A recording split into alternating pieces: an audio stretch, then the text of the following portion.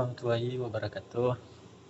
Kami dari kelompok 2, saya sendiri Alfidik dan kawan saya Fatia Zahra Hamdi dan Rizky Siti Famila.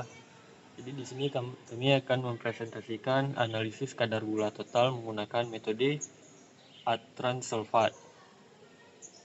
Baik, selanjutnya akan dijelaskan sama kawan saya.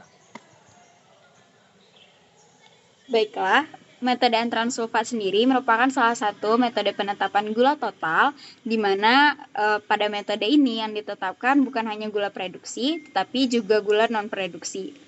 Gula produksi dan gula non-produksi dalam bahan pangan akan direaksikan dengan asam sulfat pekat untuk membentuk furfular dan turunannya, yang akan bereaksi dengan reagen antron membentuk kompleks berwarna biru kehijauan yang khas. Nah, senyawa antron ini diperoleh dari hasil reduksi antroquinon.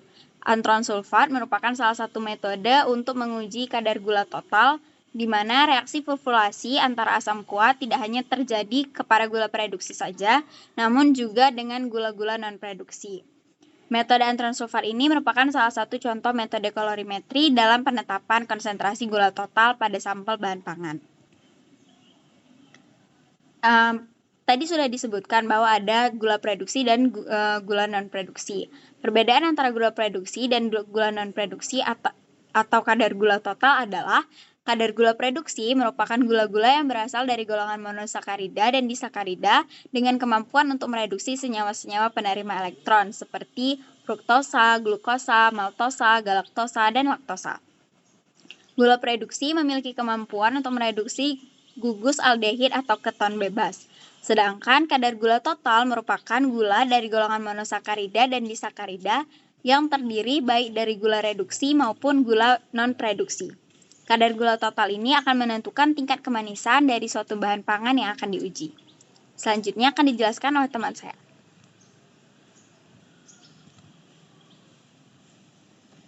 Cara kerja metode antron sulfat.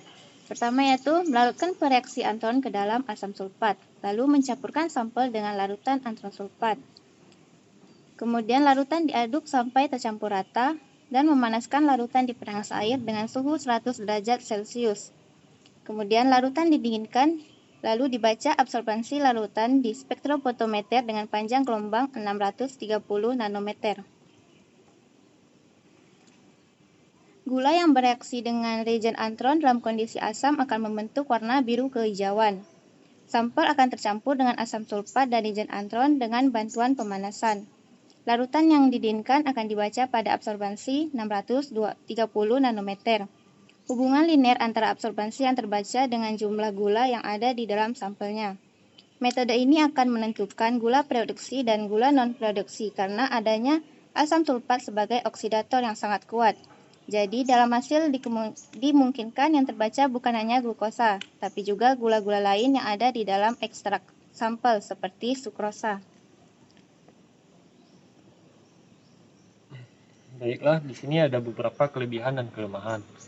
Dari kelebihannya ada yaitu lebih praktis dan mudah untuk dilakukan. Adanya memiliki tingkat sensitivitas pada karbohidrat yang cukup baik dalam jumlah yang kecil. Dan ada yang terakhir dapat memberikan hasil dengan cepat karena melibatkan sedikit tahap reaksi. Dan kelemahannya di sini ada reagennya yang bersifat kurang stabil bila dilarutkan dalam asam sulfat. Yang kedua, biaya yang digunakan bisa lebih mahal karena bahan kimia yang digunakan lebih khusus. Yang ketiga, meskipun spesifik, metode ini kurang sensitif dibandingkan dengan metode lain seperti Simogi-Nelson. Nah, di sini ada faktor-faktor yang mempengaruhi kadar gula total. Yang pertama ada jumlah asam sulfat yang dipakai. Kedua, panjang gelombang pada pengukuran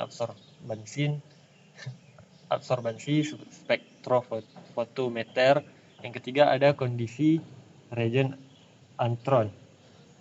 Jadi dalam penetapan kadar gula total dengan metode antron terdapat faktor tersebut. Jadi pengukuran absorbansi dan spektrometer harus dilakukan pada panjang gelombang yang sesuai dan akurat karena dapat mempengaruhi hasil kadar gula totalnya.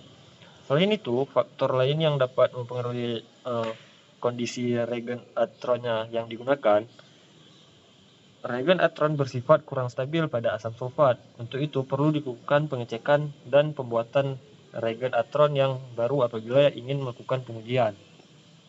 Mungkin cuma sekian. presentasi dari kami. Ditutup. Assalamualaikum warahmatullahi wabarakatuh.